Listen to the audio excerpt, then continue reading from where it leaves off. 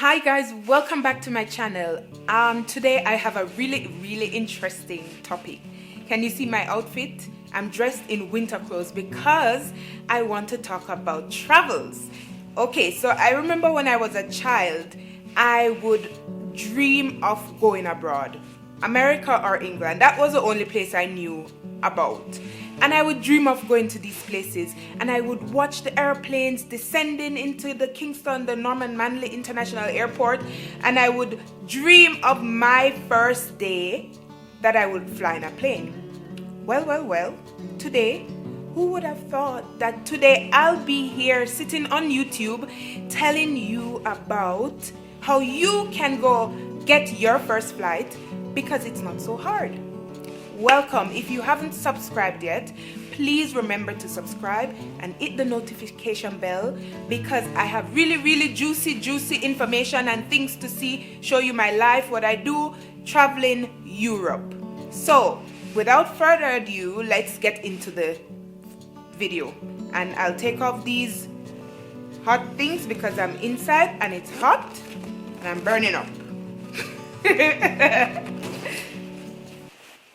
Okay, so now that I am out of those winter clothes, let's get into it. So what does it really take for you to visit the Schengen Area in Europe? Anyways, for those of you who know or who don't know, I live in Switzerland. Switzerland is in the middle of Europe, and it's landlocked by Germany, Italy, France, Liechtenstein, and Austria, right? And before I came here to live in Switzerland, I visited Germany quite a few times, probably 3 times. The amazing part about that was when I visited, I was able to visit other European countries. That was amazing. For me, that was like a shock. At that time, I hadn't visited America nor the UK, so this was my first time visiting a first world region. I was excited, and I was able to visit Switzerland, to visit Austria, to go all over Europe. But how was that possible? Well, let me tell you.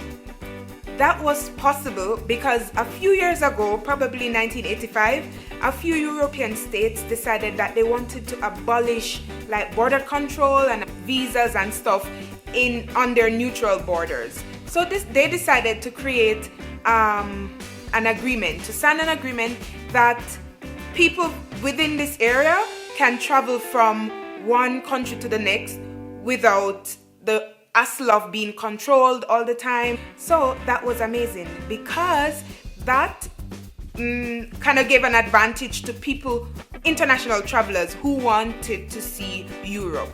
So this this agreement is called the Schengen Agreement, and the visa is called the Schengen Visa. What the Schengen Visa does is when you're issued a Schengen Visa, you can visit all these countries without control, all the Schengen countries, which are 26 countries. You can Google it and you'll find it, but they are 26 European countries, and I mean these are first world countries with great history, great information for you to learn, and great things like really old historic buildings and stories, the Napoleon stories, you know, all these fantastic things. Paris, France, you can visit this with this one visa. But what does it take? What does it take for a Jamaican or a Caribbean person? Most Caribbean, and not most, but some Caribbean islands, they don't have to even get the Schengen visa. They can come and on arrival, they receive, I don't know. But for Jamaicans particularly, what does it take to get this visa? Surprisingly, it doesn't take a lot. It really doesn't take a lot. Stick around, I'll tell you exactly what it is. So here are the things that you may need to consider before you apply for the visa, right? So 1, do you have a passport? I know so many people who would like to travel, but they don't have a passport, and it's so easy to go get a Jamaican passport. Before you go to the embassy, you need to have a valid passport with at least 6 months validity in that passport, okay? Do you have a job, like a job with the government, or are you self-employed and you have proof of this, that you are self-employed and you're making the X amount of money per month, you know? That's one question. Or are you a university student and you can prove that you are a university student and you are studying, right? Number 3 is, do you have a clean police record? They're not gonna ask you for a police record when you go to the embassy, but who knows, they might just check up on you, and if you have a bad record, it may affect your visa process. 3 is, do you have some money in the bank? You need money in the bank because you need to prove, we'll explain why you need money in the bank, or the person who you know, your sponsor, needs money in the bank, because you need to prove that you can actually buy your plane fare, you can actually, if you're coming on your own, you can actually pay for your hotels. But I have tons of tips to give you guys on this one, so just stay tuned. I can't make it in this video because it's too long, but this is just the beginning.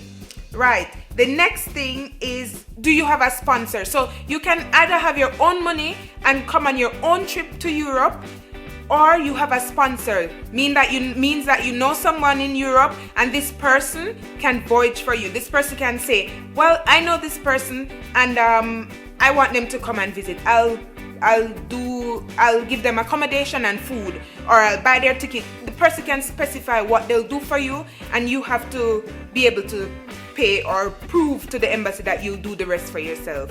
But this varies from different countries. So if you're, and I have so much to tell you, but let's just go through the list. Oh, well, actually, the last one is, do you have a sponsor? And if you have all these, like the things that I just listed out just now, like you have a passport, you have a job, you are a student in university or college, you have a clean police record, you don't think you have done anything, even if you have been locked up, but it's probably for a traffic ticket, or it's probably for some wrong thing and you've cleared your name, you know, or if you have some money in the bank, like adequate money, or you have a sponsor, I think you would not have a huge problem with getting a Schengen visa. It's so different from the American process. If you provide these people with what they ask you for, you're like 99.9 certain that you will get the visa. But that's not a guarantee. You can bring in everything and something doesn't add up. But from my own experience and experience of family members that have come to visit me, I am almost sure that if you have these things, plus the other things we'll talk about in the other video, you would not have a problem with getting the Schengen visa. So I'm going to love you and leave you there for now.